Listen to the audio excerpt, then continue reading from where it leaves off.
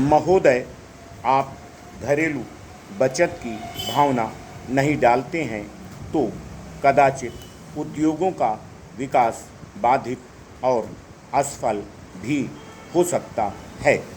मैं वित्त मंत्री के तर्क को स्वीकार करता हूं कि अन्य क्षेत्रों में रोजगार के अवसर सृजित होंगे और अधिक उद्योगों की स्थापना होगी, लेकिन लोग विदेश से इस देश में निवेश करने के लिए क्यों आ रहे हैं?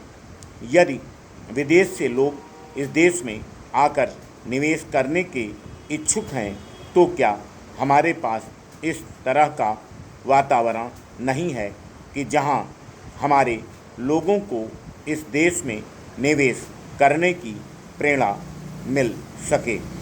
यदि ऐसा है तो, और यदि वह कुछ कंपनियों में निवेश करते हैं तो उन्हें उससे कुछ लाभ भी होना चाहिए। इस हालत में यदि उन्हें लाभांश या बोनस के लिए आयकर देना है तो वे कर का भुगतान करेंगे। महोदय, इसलिए मेरी राय में निवेश के लिए स्वदेशीय प्रेरणा कम हो रही है। यही कारण है कि घरेलू कंपनियां नुकसान उठा रही हैं और उन्हें नुकसान होता ही रहेगा। इस देश की अर्थव्यवस्था के सबसे महत्वपूर्ण क्षेत्र कृषि को हानि उठानी पड़ रही है। आर्थिक सर्वेक्षण में यह उल्लेख किया गया है कि वर्तमान में कृषि के विकास और कृषि उत्पादन में कमी आई है। कतिपय राज्यों जैसे पंजाब और अन्य जगहों जहां से हमें केंद्रीय पूल के लिए खाद्यान्न प्राप्त होता है, पहले ही परिपूर्णता की स्थिति को प्राप्त हो चुके हैं। एक तरफ कृषि खाद्यान्नों के उत्पादन में कमी आ रही है और दूसरी तरफ जनसंख्या में अत्यधिक वृद्धि हो रही है।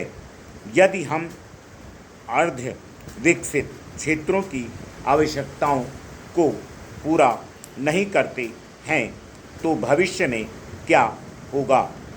हमें केवल वर्तमान के बारे में ही नहीं सोचना है, अपितु हमें भावी पीढ़ी के लिए भी सोचना है। वित्त मंत्रालय का यही दृष्टिकोण होना चाहिए। मैं आपकी नीतिगत समझ को समझता हूँ। मैं यह भी समझता हूँ कि बजट को प्रस्तुत करने से पहले इन सभी क्षेत्रों और पहलुओं पर विचार करने के लिए आपके पास समय नहीं था। आपने कतिपय नीतियों को जारी रखा है। मैं व्यक्तिगत रूप से समझता हूँ कि उदारीकृत नीति की कुछ सीमाएं इसे सभी घरेलू क्षेत्रों में शुरू नहीं किया जा सकता है। इसे सभी स्थायी उपभोक्ता वस्तुओं और लघु उद्योगों से शुरू नहीं किया जा सकता है। इसे आधारभूत ढांचे में शुरू किया जा सकता है। Full stop. नेक्स्ट। महोदय, प्रगति और वृद्धि की दर में तेजी लाने के मार्ग पर चलने के लिए सामूहिक प्रयास की आवश्यकता होती है।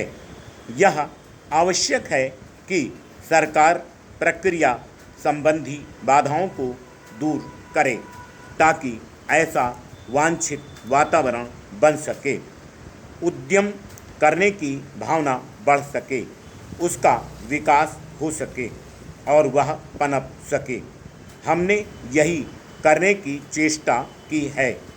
अब यह काम उद्यमियों का है कि पूंजी निवेश करके उत्पादन बढ़ाकर तथा अधिक कुशलता लाकर ज़्यादा रोजगार पैदा करें। और आय बढ़ाएं। आय बढ़ने के साथ साथ मांग बढ़ेगी और इस तरह उत्तरोत्तर वृद्धि का चक्र शुरू हो जाता है। इस तरह पूरा पिरामिड बढ़ता जाएगा। यह विचार बड़ा स्पष्ट और सरल लगता है, परंतु जब इसे हमारे जैसे विशाल आकार, जनसंख्या और सामाजिक जटिलताओं वाले देश पर लागू किया जाता है तो इसे कार्यान्वित करना अत्यंत दुष्कर कार्य हो जाता है। अब चूंकि प्रगति और वृद्धि के लिए वातावरण अधिक अनुकूल बन गया है, इसलिए अब संसाधनों का प्रश्न सामने आता है। प्रौद्योगिक गुणवत्ता, उत्पादकता और प्रतियोगिता के प्रश्न सामने आते हैं। इन प्रश्नों पर विचार करते समय हमें विदेशी कारकों की समस्या पर भी ध्यान रखना पड़ता है।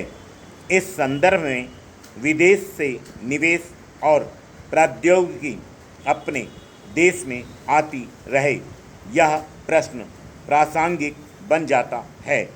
बाजार में प्रवेश मिलने का प्रश्न भी महत्वपूर्ण बन जाता है। हमें अपनी अर्थव्यवस्था को विश्व अर्थव्यवस्था के एक भाग के रूप में ही देखना चाहिए।